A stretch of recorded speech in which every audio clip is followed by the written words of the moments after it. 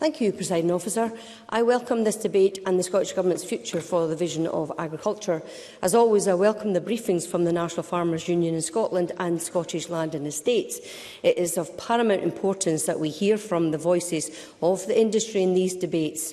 Scotland's farmers are the backbone of our nation. Thousands of jobs are provided and supported across the whole of our country. And as colleagues have said, farmers produce our food for our dinner tables and they are the custodians of our land.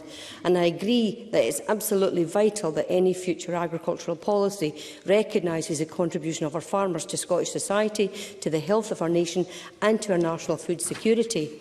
With Brexit, the pandemic and now rising inflation, this period has seen some of the most challenging times that the sector has ever faced. We know that there has been a catalogue of failures from the UK Government to protect the interests of Scottish farmers. And one example again is Brexit, but there have also been the UK Government's abject failure to secure trade deals that protect our own agri-food sector. Indeed, our food standards across the UK have been put at risk due to recent trade deals, and I have raised this previously in Chamber. Despite the challenges, our farmers and crofters must be commended for their resilience, and the Scottish Government is determined to support them over the next few years. Presiding Officer, part of the Government's vision for agriculture is supporting our agricultural sector to reduce emissions and to help the sector, and it's doing that in Scotland's fight against the global climate emergency. Approximately 50% of emissions in the agricultural sector do come from livestock. However, it is important that the Scottish Government support the farmers to adopt the low-carbon technologies that currently exist, as well as those that become available in the future through technological advances. And these are the advances that I'd like to focus on. Yes, I will give way. Finlay Carson. You talked about how important the livestock sector is. Would the member give us a guarantee that she will lobby to ensure that the livestock numbers in Scotland do not decrease and we don't reach that critical mass which makes it unviable? We heard Chris Stark suggesting that we need to reduce livestock numbers. Would you ensure that the Government don't listen to that and we actually find other methods of retaining the number of cattle we have and sheep in Scotland? Emma Harper. Thank you, Finlay Carson, for that intervention.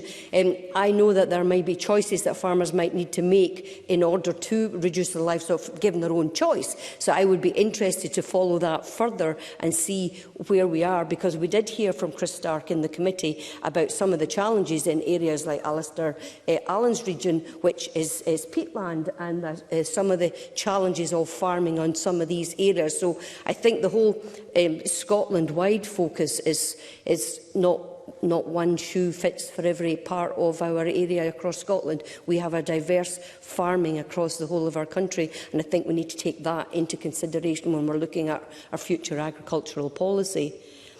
I'd like to focus again and go back to the advances that I wanted to focus on the technological advances, and many of our advances can and do support wider environmental goals.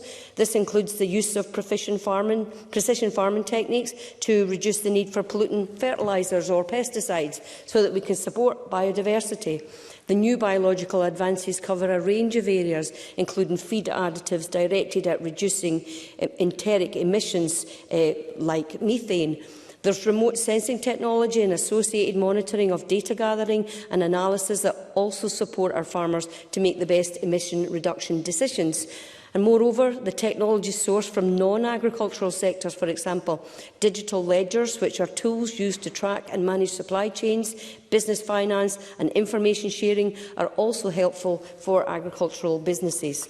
3D printing is also emerging as a tool to help farmers reduce emissions. And I was invited to the Borders College at Hoyt campus on Monday, where I heard about the green potential of 3D printing and also the other excellent techniques that are being taken forward to develop green skills in the future.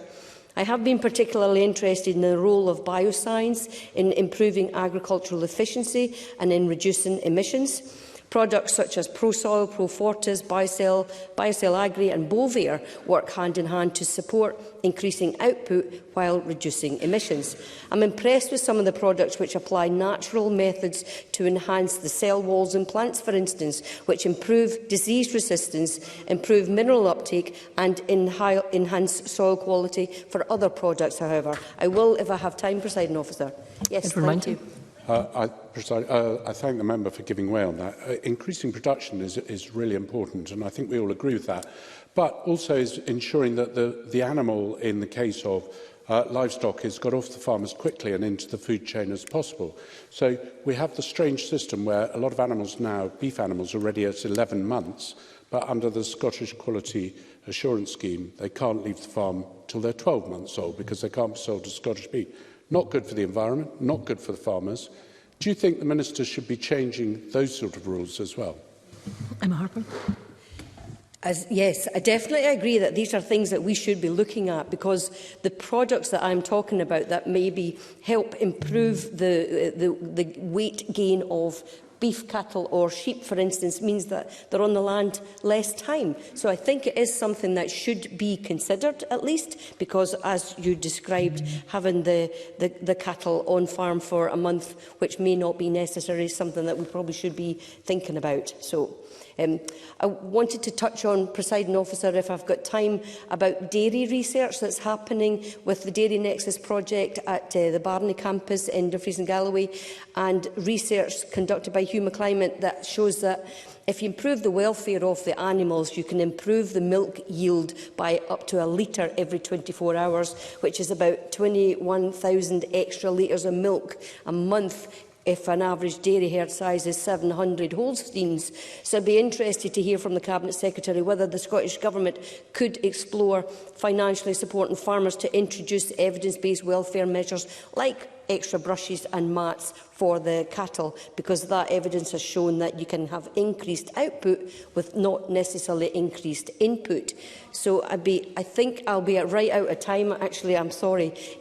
So further, I'd like to just conclude by saying that the Scottish Government does have serious concerns about the Internal Market Act that affects our ability to make decisions in Scotland, and it's impeding on the devolved aspects of agriculture. But in closing, I look forward to the Cabinet Secretary's response, and I think I'll leave it there, Presiding Officer.